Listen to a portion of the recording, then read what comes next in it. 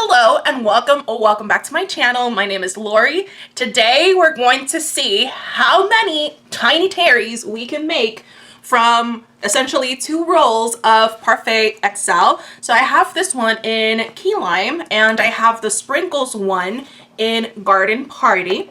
And the sprinkles one is 65 yards, whereas the solid one is 87 yards, which is perfect because the shell is going to be this accent color, so I think I should have enough. I also have another color combination, which is these two. This is tangerine and this one is primary. I'm doing this video because I'm kind of curious to see how many Tiny Teris I can get out of these rolls. So in terms of hooks, this one says that we should use like an 11.5 millimeter crochet hook, but I've used this before with an 8 millimeter and it's perfect, so that's what I'm going to use. And since this is the first time I'm working up a Tiny Teri in this size of yarn, I am going to pick the safety eyes once we get to that point. I think maybe some 12 millimeter eyes are going to be kind of small on this, but we'll get there. We'll see what we'll cross that bridge when we get there. I'm also going to pull up my pattern. Now the pattern, you can get it for free here on my YouTube channel and I'll link it in the description box. You can also get it as like a carousel post on Instagram. Both on YouTube and Instagram, it's completely free. However, if you want it like a downloadable PDF, it's on my Etsy for a minimal fee. I believe it's $1.25 if I'm not mistaken, $1.25. So yeah, but let me get the pattern and we'll start crocheting. I just pulled out, trying to find the center pole, and when we're making this pattern, we start off with the head. What I think I'm going to do is I'm going to work up one of these turtles in real time with you. Maybe I'll like fast forward some bits, but here you're gonna see it all, like how I do it step by step. And then the rest of them I'm probably going to either finish off camera or finish them in like a fast forward sort of thing. Now when I made this pattern first, in Parfait Chunky, you only need 12 grams of yarn for Parfait Chunky. I'm gonna see how many of these can I get. So without further ado, we're gonna start off with the head, make a magic ring. You can very much use the chain 2 method for making your magic ring. And the first thing you need is 6 single crochets. 1, 2, 3, 4, 5, and 6. Oh my gosh, it's already looking up to be so fast. Not so fast, oh my goodness, so big.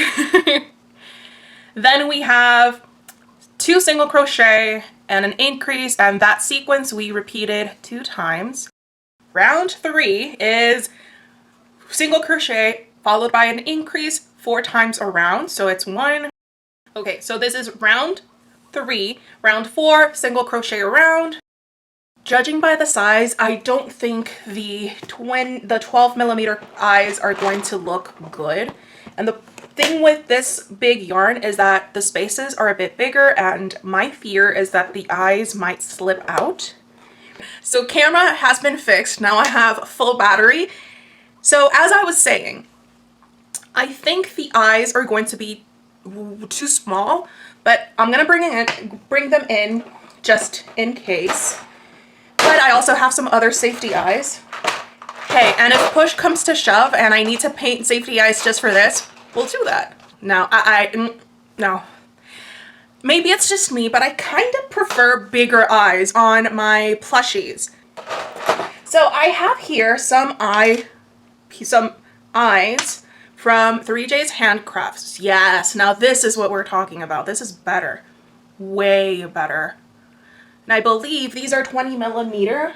For this video, I am going to use these ones. These are 20 millimeter and I got them from Kyoko Makes. She's a lovely friend of mine.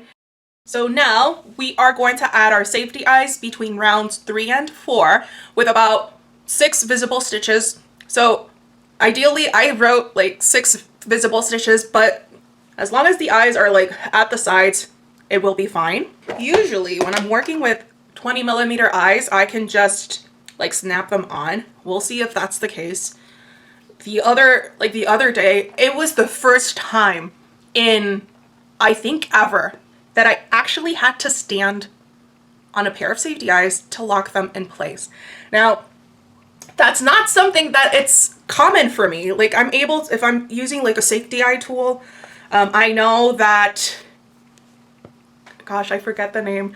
I know there are clasps. I know that Crojo Mojo has like this tool that you can just like clip it in place. I'm just waiting for a bit to get my own my own tool. But it was so surprising because I was like, man, either I'm having a moment. I mean, I'm not like super strong, but hey, I'm able to snap on 20mm eyes without any sort of issue, and then 25 and 30mm eyes I can use like these sort of safety eye gizmos. But the fact that I had to use a safety eye gizmo and a towel and my foot, it was like, wow. And I think it was more of the fact that the yarn was thicker than what I'm used to using. So that could be. So the thing with these sorts of sinker eyes is that you need to make sure that it's fully locked in there. What I like about these is that you can hear the little click when it gets into place.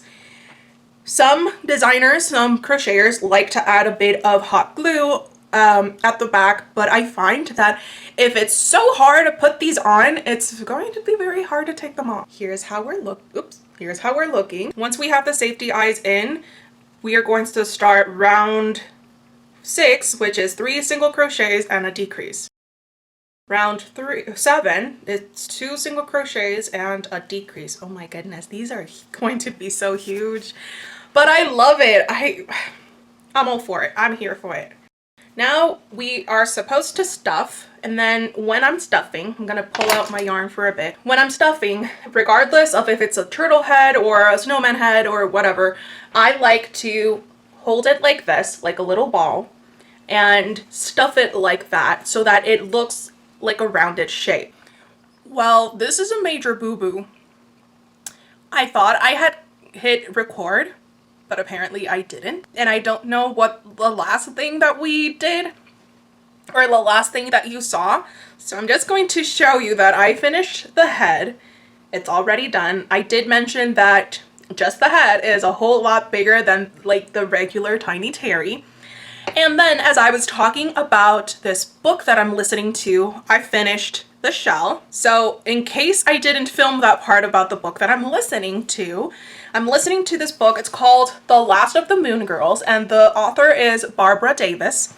And I am so engaged in it because I typically like to read back to basics sort of books, you know, family heritage. I love reading about historical things and like things that get passed down generation from generation. And this book meets all of that because the Moon Girls are this collection of mothers and daughters. All of their last names are Moon, and they each specialize in like something. Like the great grandmother of the main character, the one who like started it all, she was like the outsider of the town because she was more into like natural remedies and like being one with nature, so to speak. And then like people wouldn't understand that too much, and at times they would refer to her as a witch even though she wasn't. She just had a knack for like reading the weather, so to speak, and she knew when a drought was going to come in. She kind of had this inkling when like the frost was going to start leaving and people could plant things. There was another one in the family who had a knack for reading plants. Like she knew by looking at the plants, she could see like, you know, she really had a green thumb for it. And the main character, she has a thing for mixing perfumes, different scents to make bring about different memories and things like that. And I love that. I love the whole thing that, you know, these things get carried down, even though they each have their own They each have their own, that special thing that makes them stand apart even amongst their own family. They do have these books that they pass down from generation to generation of all the things that they have found out, you know, things like that. The main character's grandmother has passed away, and, you know, the granddaughter has to come back, and she's trying to get everything ready so that she can list the farm for sale because she doesn't want to come back or anything like that. But she's found out that years ago there was 2 young girls who were found that they drowned in a pond. And this pond was on her grandmother's property.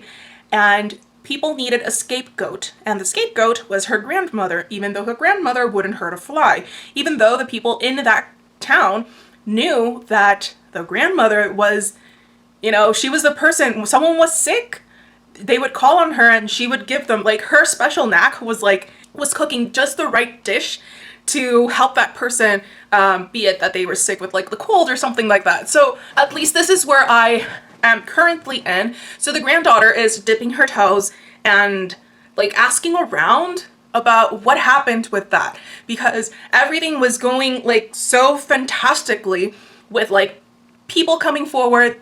I saw this suspicious person, and then all of a sudden it got swept under the rug, and it's kind of looking like a cover-up. So that mixed in with like, you know, things that get passed down generation from generation, legacies, things like that. I am very much excited to continue listening to it. I'll have it linked down below if you're interested in reading it or listening to it. Also, if you would like me to, you know, at times mention some reviews of books that I've read recently, just leave me a comment down below and we'll see.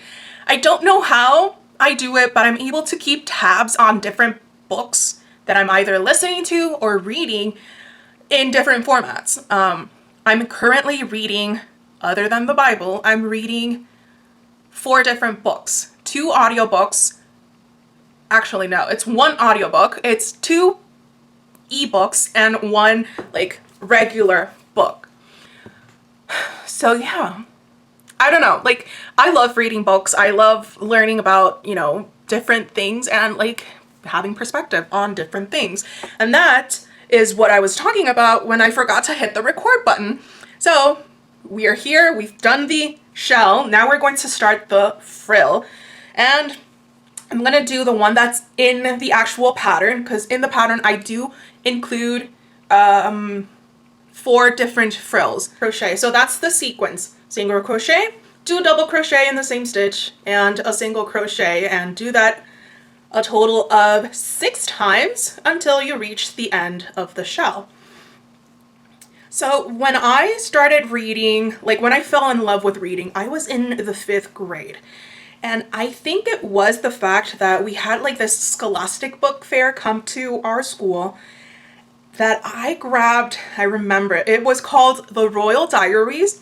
And it was like, of course, this is totally fiction, but it was kind of like if these, like for example, the one that I picked up first was Anastasia. What would her diary, what would it have looked like if she had kept a diary? And what really captivated me about it, yes, I've heard of Anastasia before when I was like in school.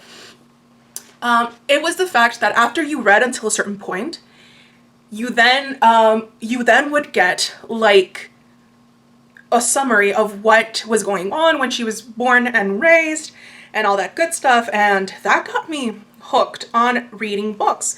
I remember the next one was about Queen Victoria, and I was like, oh my goodness. So that's how I started reading, and then I read a lot of other books, and hey, when your bachelor's and master's degree is revolving around English and literature, you're gonna read a lot of books. And I've read a bunch of books, a bunch of Beauty and the Beast books, because I love the whole story of Beauty and the Beast. So again, let's get back to this. So here's the shell. I'm gonna leave just a short tail. I promise I'm a bit more sophisticated with this. Instead of like tugging at the yarn, I do have scissors. I just can't find them. All 4 or 5 of them, I can't find them. So yanking at the yarn it is.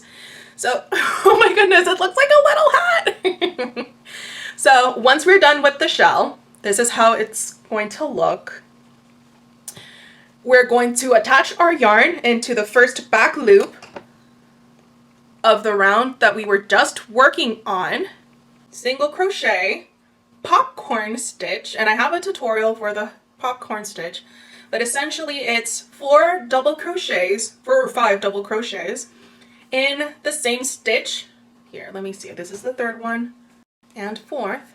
You pull out your yarn, insert it through the other side, through the first gap on the first, through the gap of the first double crochet, grab your working tail and pull through. It looks kind of like a bobble, but I kind of like that it's a bit more like, it's tighter. So after we do that popcorn stitch, we do 3 single crochets. There we go. After that, 3 single crochets, we do another popcorn stitch. And then, since we're at the back of the turtle, we're going to make 1 single crochet, another single crochet, and then on top of that, make a peacoat, which you chain 3, and in the first one, you slip stitch into the first chain. Let me pull some of the yarn. And then move on to the other one. So there we go. We have the little tail there. Then after that other single crochet we made after the peacoat stitch, another popcorn. This would be the third leg. After the popcorn stitch, another single crochet, and we should have 3 single crochets left over. This gap here, we're gonna grab our head. Ooh, Tiny Teri is no-sew? Yes, he is. Yes, he is. So we add the head onto our hook, then we single crochet 1, 2, oh my goodness, he's so cute, and 3. Almost, we're almost there. Now, the last round. I'm gonna make sure that all my little tails are in there. It's 9 decreases. So when we finished the leg rounds, we were supposed to have 18 total stitches. 9 decreases makes a total of 9 stitches left over, and that's enough for me to finally close up the body. Now, it's been well over 30 minutes since I started this, but hey, I've been talking, and as I found out, I can't crochet and talk at the same time. Or at least keep count and talk and crochet at the same time, but hey, we'll make it work. We'll make it work. Okay, so this is what we have. I know it doesn't look like much, but hey, trust the process. Let's stuff the shell. I'm gonna close it up and then I'll bring it back into, look at him. Oh my goodness, oh my goodness, oh my goodness, oh my goodness. Okay, so gauging from like how much yarn I used, I think I'm going to be able to get at least 3 turtles from the roll.